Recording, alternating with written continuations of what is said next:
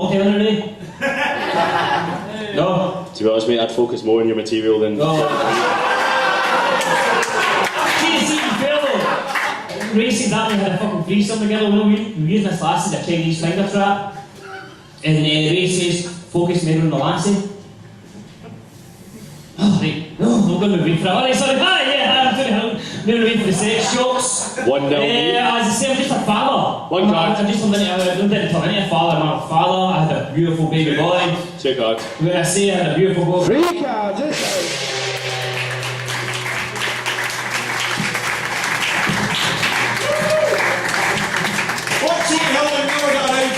is that his missus has recently had a weigh-in, and the only reason that he's here tonight is because it's a night away for his wife and he's weighing. Who's it, Daddy? Me! You think? Right, so, ladies and gentlemen, that was Tony Hill. How long did he do? 1 minute.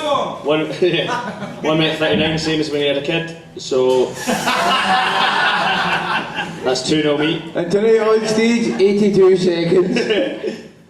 That's the joke I implied.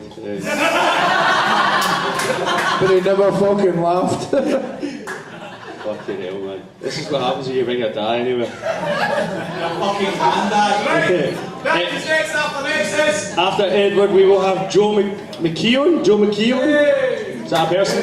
Cool. Cool. Right, ladies and gentlemen. Teddy, do you want Barbie Girl again or do you want another song? Cool. There's an act in Scottish comedy that has been in more finals than Graham Mackey and has been runner-up in the Scottish Comedian of the Year competition more times than Graham Mackey. It's Kevin Bridges. He absolutely fucking hates the O2 Arena. Why he's here, I've got no fucking idea, because this is can't get to the O2 Academy. You look like you're auditioning for the Orange Walk.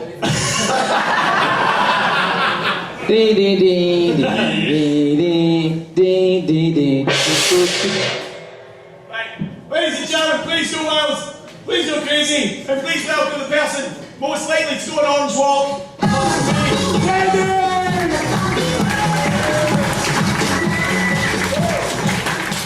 Hello!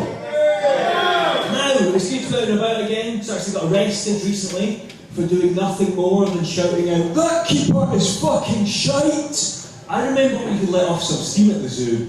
Fucking changed days. I'd only gone because I wanted to watch Feeding Time. I was asked to leave the mother and baby toilets. It's like living in a fucking fascist state. It's terrible. And I should apologise to people if I've got puffy eyes. I was crying earlier because I was chopping the onions. He was a fucking great dog.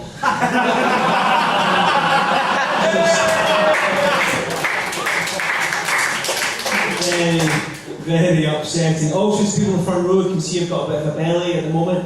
That's because I've had a few too many all-day breakfasts recently because my grand's got Alzheimer's that loves to cook.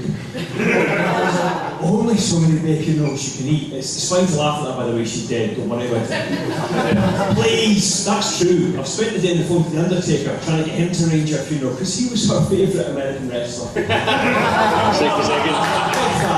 Big fan. No, but I remember my grand crying when my granddad went to heaven, which was the name of his favourite gay bar. But my gran, though, you never knew what the fuck she was going to come up with next. I was only little, right? I was like 5 or whatever, and the AIDS advert started on TV in the 80s, right?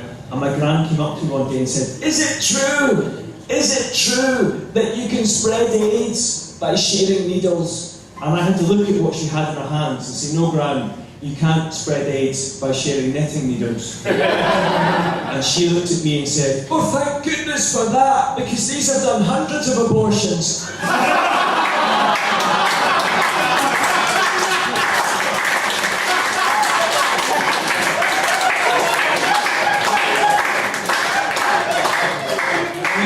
You just never knew what the fuck she was going to say next. So it was all, my family life was terrible. I was brought up by my dyslexic uncle, which was fine until somebody gave him a child's care manual, and after that, every time I was naughty, he thumped my bottom. He always touched my brother before me. It was horrible. Growing up, second fiddle. Anyway, alright, but joking aside, right, not all joking aside, that'll be a tax letter in this situation.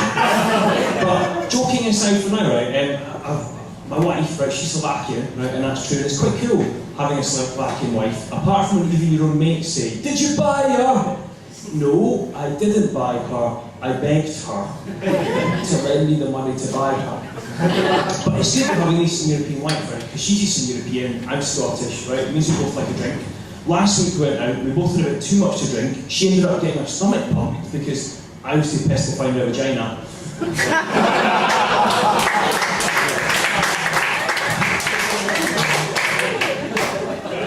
Fuck, this is the least bad Anderson run gig that I've ever been involved in. Well past 60 seconds.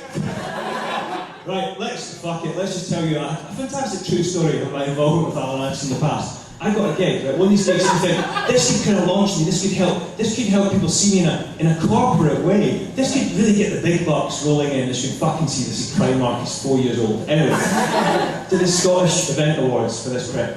And he said to me, do you know what these guys love? Do you know what these guys fucking love is if you just go out there and take the piss out of them, right? I'm here to tell you that the heads of the Scottish events industry do not fucking love that, right?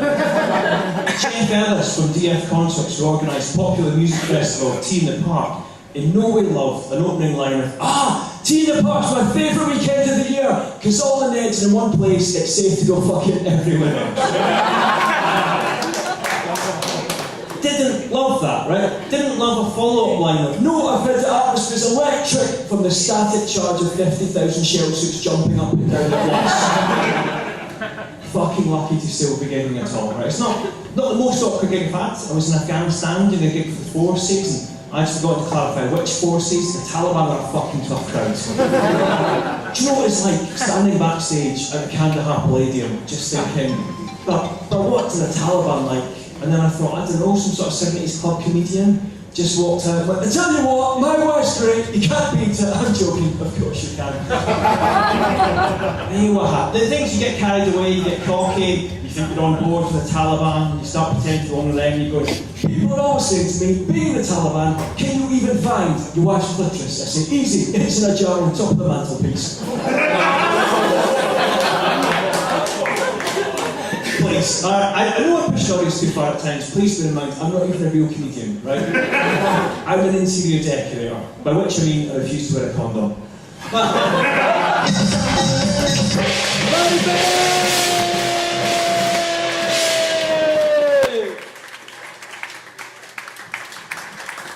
Ladies and gentlemen, that was Teddy's set from the Scottish Comedian of the Year final 2010. Please give it up for Teddy! One new joke, two new jokes. But to be fair, You dream of jokes. That's it, Teddy, put it in there, cunt. Fucking get on, man. it is 2 new jokes, but the abortion joke's fucking worth 5 minutes. Excellent joke, ever. Give it up for Teddy!